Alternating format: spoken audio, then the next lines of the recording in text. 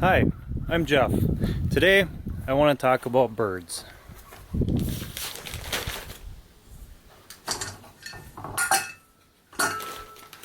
No, not these kinds of birds.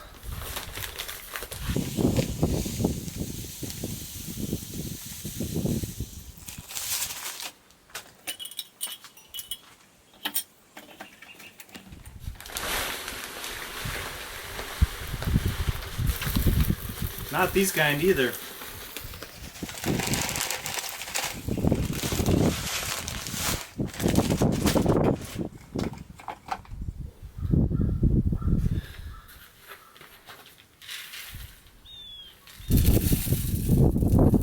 Nope, not these either.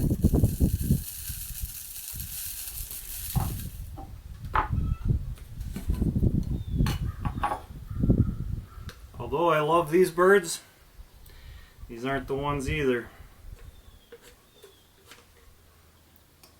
We have a family of orioles that are living across the driveway in some trees, and they can go through a jar of jelly in less than a week. It's amazing.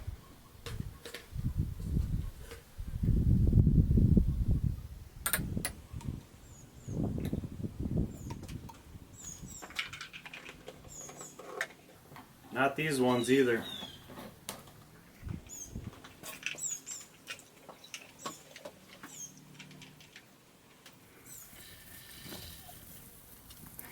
Not these guys, but we're getting closer.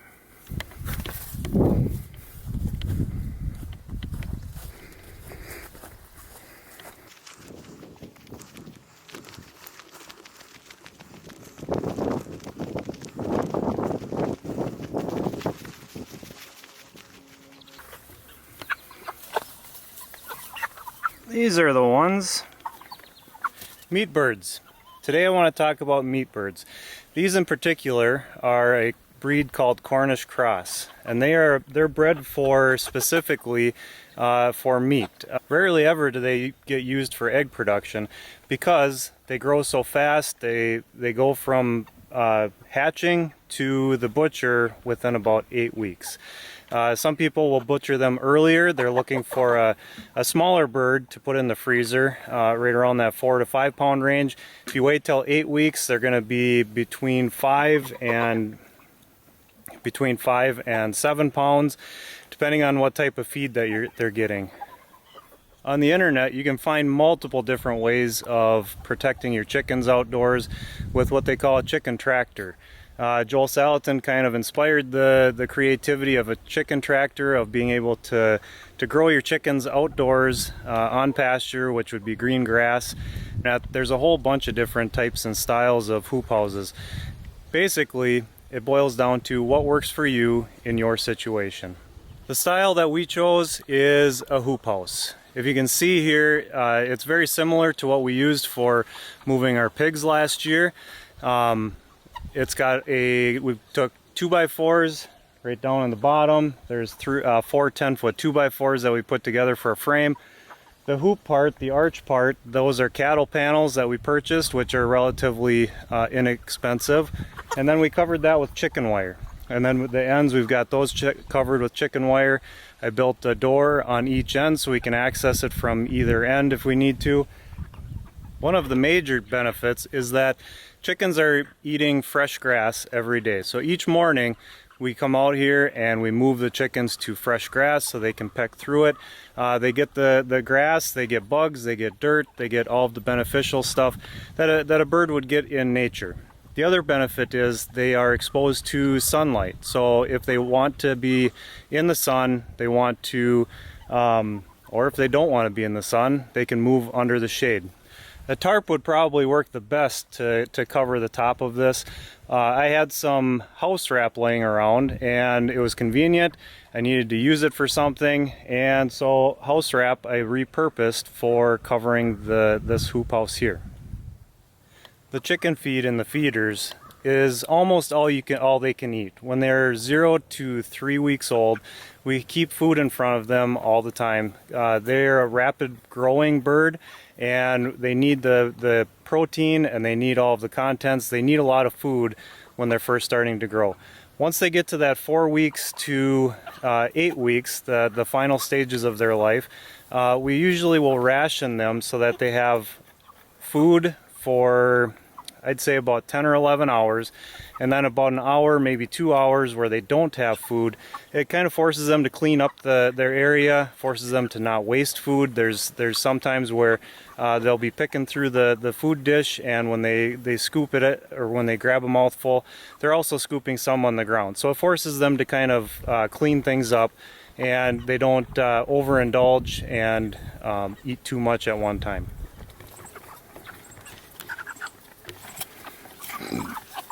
The other thing we added was a Plasson bell drinker, and what that's doing is it's constantly giving them fresh water.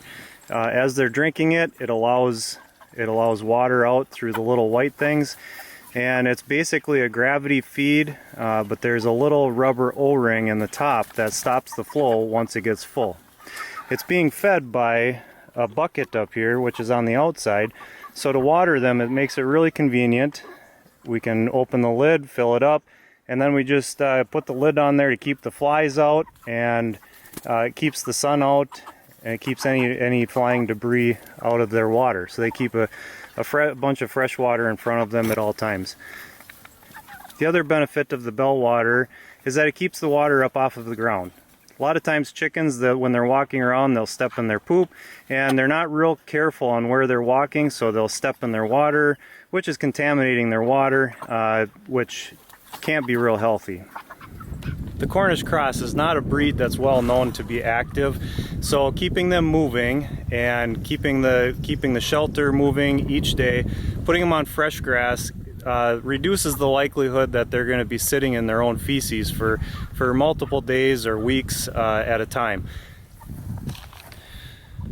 When the forecast shows that it's supposed to be hot weather the next day, what we'll do is we'll take a tarp, an old lumber tarp, and repurpose a lumber tarp on the end here.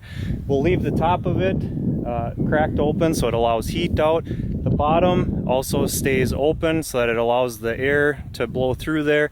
Kind of keeps the chickens a little bit cooler.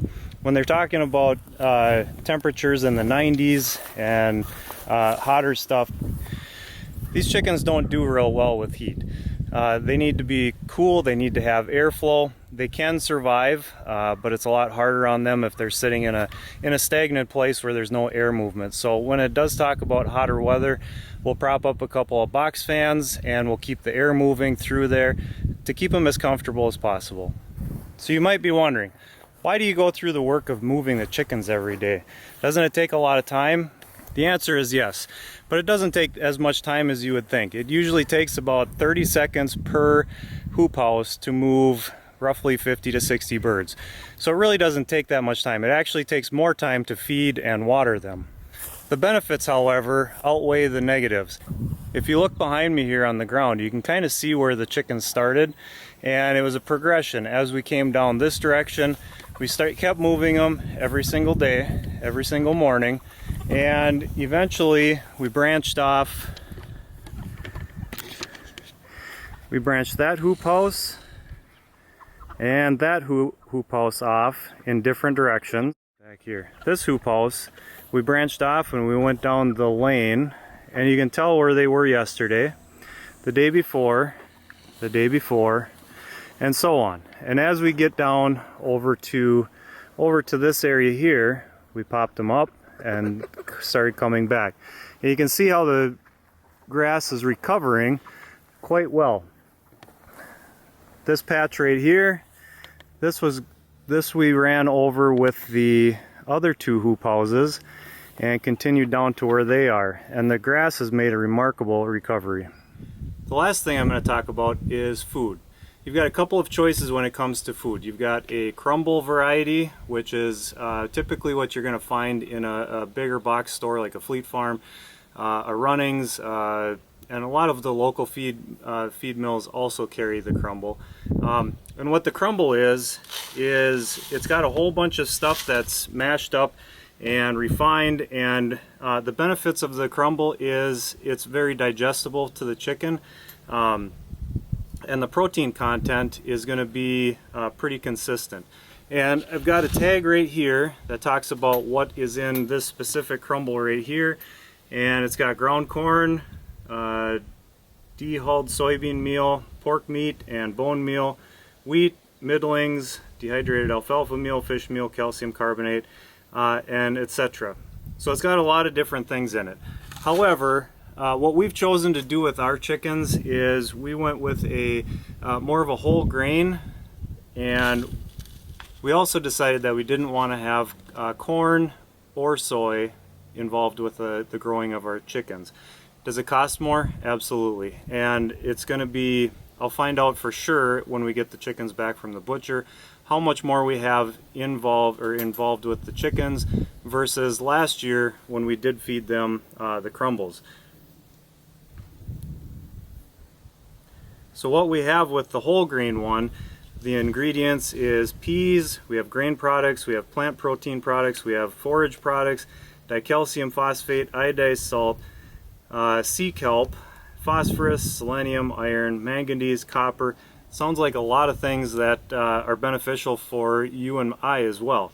It's all natural stuff, it's all non-GMO, it's all organic feed, and it's all mixed together. If you were considering creating your own mix of grain, you have to make sure that you include grit also. This stuff, like I said, the crumble, it's more digestible for a chicken, where the whole grains, they need something to grind that stuff up. The grit is like little rocks that they ingest, and where we get our food from, or our feed, the no corn, no soy feed, they actually mix the grit in with the feed, so every time that you're scooping feed into their feeder, they have an equal balance of grit that allows them to grind up the different grains that are within the food. So if we take a close-up of the feed, the crumble over here you can see is very consistent. It all looks the same, and the chickens, they do eat it quite well. They grow well on it. They finish really good. What we have gone with is the different whole grains. You've got the pea shells here, you've got the oats, you've got barley, I believe there's flax in here, but there's a whole variety of different grains that the chickens are able to select from, along with, like I said, it's got the grit in there that helps them. It's kind of like the teeth for chicken, where it helps grind up the grains as they ingest them. I hope you found this video interesting. I hope you found it helpful. If you are choosing to buy chickens from us and you're wondering how are your chickens being raised, hopefully this helps and it gives you a little bit of a satisfaction or a peace of mind that we're doing everything we can to give the chickens the best life that they possibly can within the 8 weeks that they're alive. And with the natural ingredients, the whole grains and the no soy, the no corn, if you're not a believer in that stuff, trust me, the chickens are still going to taste like chicken. Have a good day, and I'll see you next time.